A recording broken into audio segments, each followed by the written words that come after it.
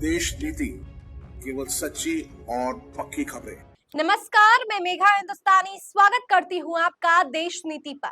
आज बात करेंगे सुप्रीम कोर्ट के ऐसे फटकार पर जो योगी आदित्यनाथ सरकार को लगाई गई।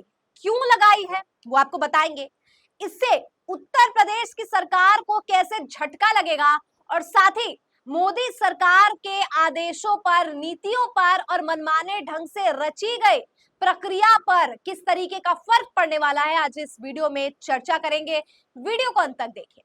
सबसे पहले आपको बता दूं कि योगी आदित्यनाथ की सरकार किस तरीके से मनमाने ढंग से कभी एनकाउंटर्स की फर्जी को लेकर सवाल उठते हैं, तो कभी पिछड़े दलित अल्पसंख्यकों के खिलाफ ही आखिरकार अत्याचार क्यों हो रहे हैं इसको लेकर सवाल उठते हैं। बुलडोजर राजनीति पर भी सवाल उठते हैं। लेकिन जब ये सवाल पत्रकार के द्वारा उठाया जाता है तो उसे एड्रेस करने की बजाय, उसे सुलझाने के बजाय या उस पर जवाब देने के बजाय योगी आदित्यनाथ को ऐसा लगता है कि पत्रकारों की आवाज को ही दबा दिया जाए या उनकी स्वतंत्रता और अभिव्यक्ति की आजादी को ही छीन लिया जाए। अब ऐसा करने में योगी आदित्यनाथ भूल जाते हैं कि उनके ऊपर एक सबसे बड़ा जो बॉडी है यानी कि न्यायपालिका विराजमान है और सुप्रीम कोर्ट ने अब किस तरीके से फटकार लगाई है आपको पूरा मामला बता दें। दरअसल उत्तर प्रदेश के लखनऊ के पत्रकार अभिषेक उपाध्याय के खिलाफ एक एफआईआर दर्ज की जाती है। उस एफआईआर में योगी आदित्यनाथ को भगवान तक बता दिया जाता है।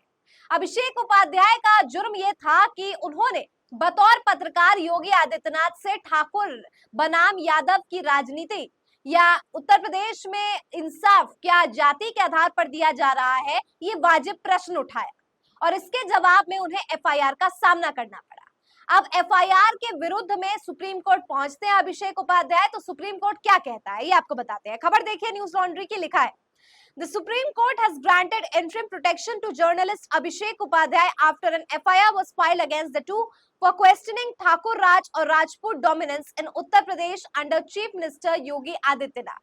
तो कहा गया है सुप्रीम कोर्ट ने अंतरिम जो है प्रोटेक्शन दी है पत्रकार अभिषेक उपाध्याय को, जिनके खिलाफ एफआईआर दर्ज किया गया है क्योंकि उन्होंने ठाकुर राज और राजपूत डोमिनेंस के बारे में सवाल पूछा है। अब इसको लेकर क्या उन्होंने हलफनामा जारी किया या मैं कहूं कि अभिषेक उपाध्याय ने एफआईआर के खिलाफ क्या याचिका दर्ज की है वो आप देख सकते हैं।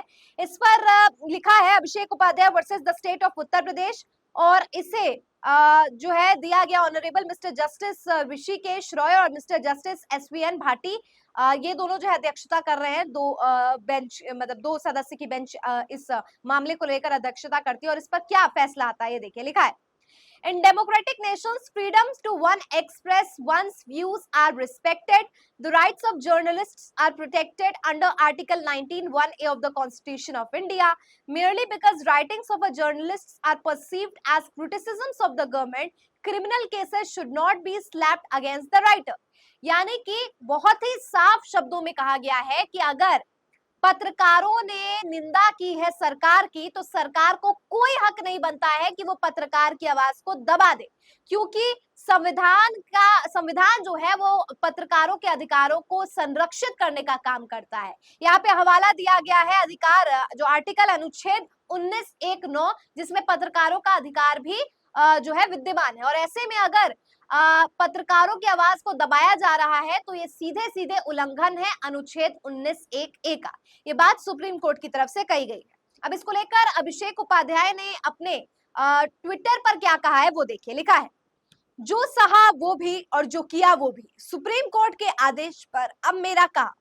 इस वजह से कि पत्रकार की कलम सरकार की आलोचना करती है उस पर क्रिमिनल केस मत ला दिए।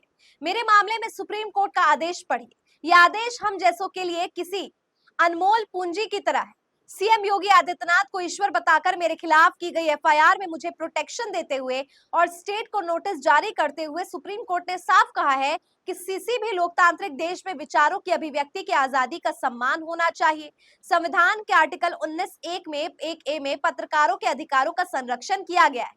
केवल इसीलिए कि किसी पत्रकार की लेखनी को सरकार की आलोचना समझा जाए, इस पर क्रिमिनल केस नहीं ला दिया जाना चाहिए।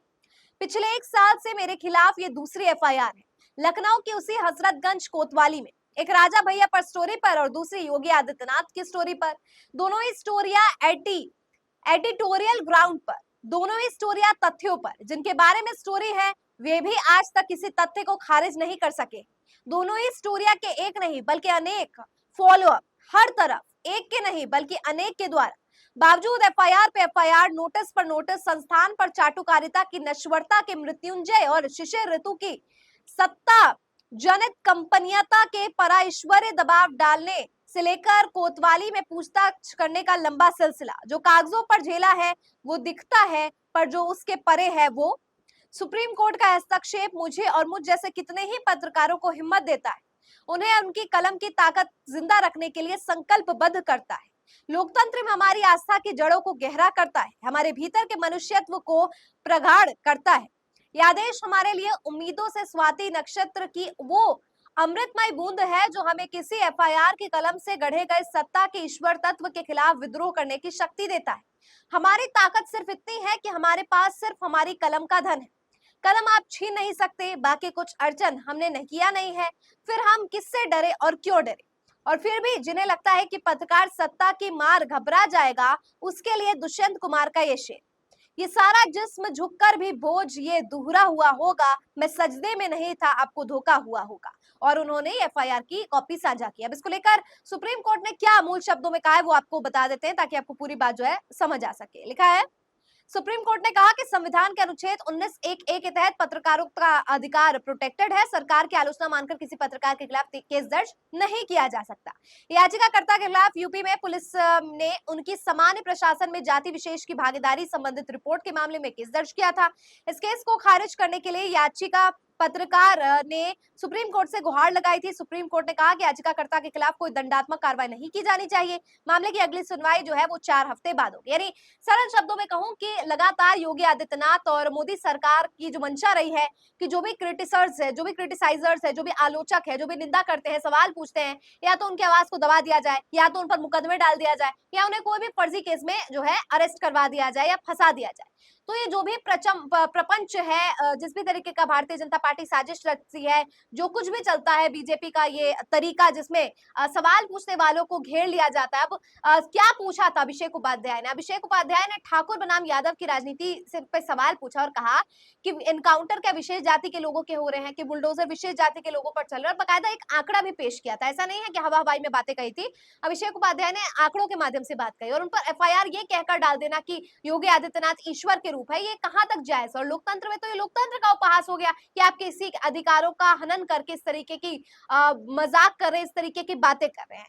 तो ये पूरी की पूरी खबर है जिसमें सुप्रीम कोर्ट ने योगी आदित्यनाथ को फटकार लगाई है, क्योंकि योगी आदित्यनाथ जो है वो अपने आलोचकों की, जो पत्रकार है, पत्रकार का काम क्या होता है? सरकार से सवाल पूछना। और अगर पत्रकार सरकार से सवाल ही नहीं पूछ रहा है तो वह पत्रकार किस काम का?